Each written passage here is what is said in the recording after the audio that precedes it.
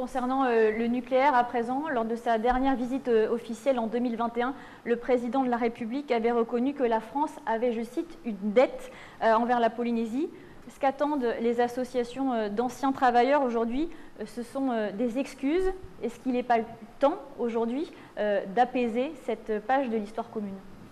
Alors moi, je dois bien avouer qu'en 4 jours de déplacement, mais c'est vrai que je ne me suis pas rendu sur les îles les plus concernées, on ne m'a pas parlé de ce sujet. Mais je veux dire que la souffrance que vivent les Polynésiens, les familles qui ont vu des personnes disparaître, des maladies naître, est une souffrance évidemment qui me touche profondément.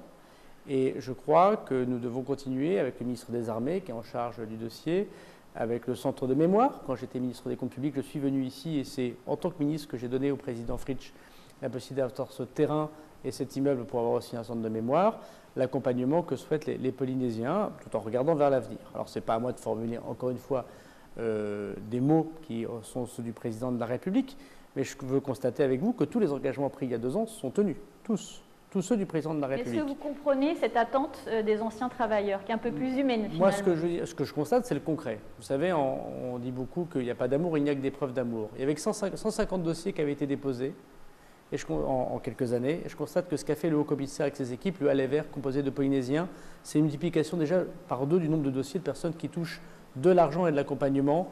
Et ça, c'est parce que l'État français met beaucoup de moyens pour reconnaître effectivement ses fautes et reconnaître sa dette. 2, c'est la compensation qu'on doit avoir avec la caisse ici d'assurance maladie, de sécurité sociale.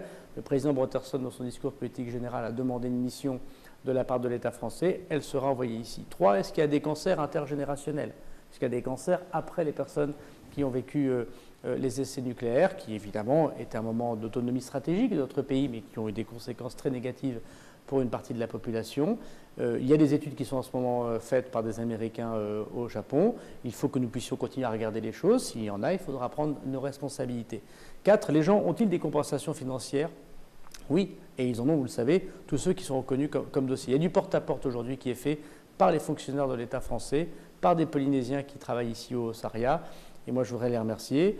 Et nous allons suivre ce dossier. Je reviendrai en Polynésie et je reviendrai sans doute avec le ministre en charge des armées pour pouvoir évoquer aussi cette question auprès de vous. Alors malgré tout ce que vous avez cité, on a le sentiment que les démarches lancées par Macron n'ont pas vraiment complètement apaisé les esprits sur ce dossier et que les avis restent malgré tout très tranchés. Qu'est-ce que l'État peut faire de plus? Encore une fois, je pense que ce qui est très important, c'est qu'il y avait de l'argent, il y avait une volonté administrative et puis il y avait une sorte de retenue entre le nombre de dossiers qui étaient déposés et puis les associations qui font un travail très important, qui sont vocales, mais elles ont raison de le faire, elles ont beaucoup d'énergie et je les respecte profondément. Et puisque vivent sans doute les gens qui sont parfois un peu éloignés, parfois un peu âgés de cette vie administrative. Et ce qu'a fait le haut-commissaire actuel, à la demande du président de la République, moi je veux vraiment le saluer, qui est d'aller vers les gens. Voilà.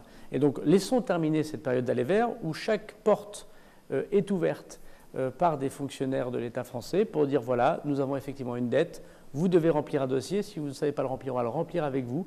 Ça montre que nous ne cachons pas la poussière sous le tapis et que nous sommes prêts à regarder l'étendue des difficultés très fortes que vivent une partie de la population polynésienne. Donc d'abord, essayons de terminer, et ça sera terminé dans les prochaines semaines, prochains mois, cette période de contact. Et s'il faut faire davantage, s'il faut faire plus que la mémoire, s'il faut faire plus que les paroles du président, s'il faut faire plus que les moyens financiers, plus que la compensation à la caisse de sécurité sociale, plus que la recherche sur les cancers possibles intergénérationnels, eh bien, nous aurons l'occasion d'en reparler.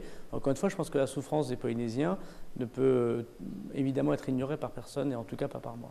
Justement, le gouvernement polynésien plaide pour une indemnisation forfaitaire concernant les maladies radio-induites. Vous en aviez discuté lorsque vous vous étiez rencontrés au mois de juin dernier à Paris.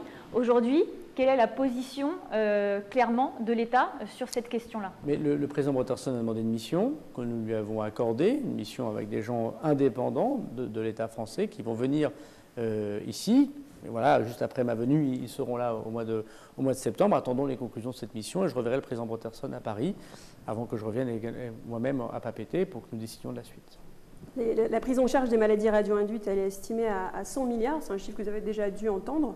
C'est un chiffre qui émane de la CPS, mais qui est repris par le Tavini, mais que l'État ne partage pas. Pourquoi? Encore une fois, il faut objectiver. Bon, il y a eu une période de campagne électorale et d'élection. C'est normal que les choses soient un peu vives. Ensuite, il y a des questions de financement. Vous savez bien, la sécurité sociale et du financement social ici. Il ne faudrait pas non plus que l'on puisse gonfler des chiffres pour pouvoir compenser d'autres sujets qui sont ceux de l'autonomie, de discussion budgétaire et fiscale, qui ne m'appartient pas de commenter ici en Polynésie française. Donc je pense que la méthode proposée par le président Botterson est la bonne, une fois ces élections passées.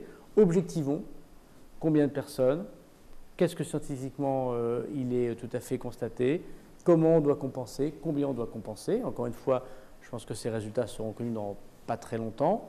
Et sur cette base objective, le gouvernement de la République française s'engagera.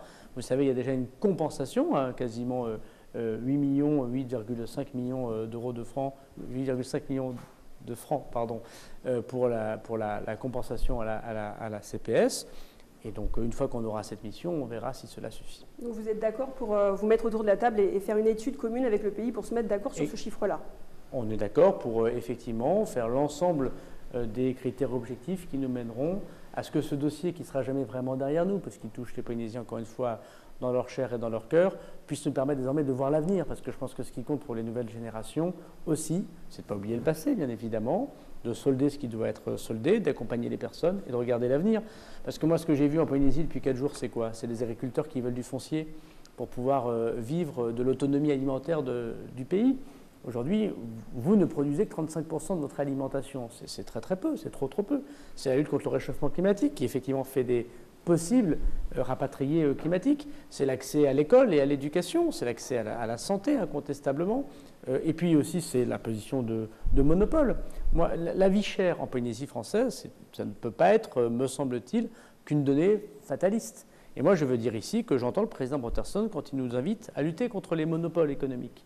Et il y a trop de monopoles économiques en Outre-mer, en général, et en Polynésie française. Et donc, c'est pour ça que je vais lancer une mission dès mon retour à Paris, avec Philippe Vigier, le ministre des Outre-mer, qui m'accompagne et qui va piloter cela. Une mission du ministère de l'Intérieur et des Outre-mer pour faire le constat des monopoles. On va commencer par la Polynésie française et on va proposer au président Botterson de travailler ensemble pour lutter contre ces monopoles, parce que quand il y a des monopoles, il y a des prix très élevés. Et quand il y a des prix très élevés, c'est les Polynésiens du quotidien qui n'arrivent pas à s'en sortir. Voilà. Et donc je pense que ça fait partie des questions importantes. Les essais nucléaires, c'est évidemment important, mais il y a plein d'autres questions importantes qui sont aujourd'hui les questions que se posent les Polynésiens qui doivent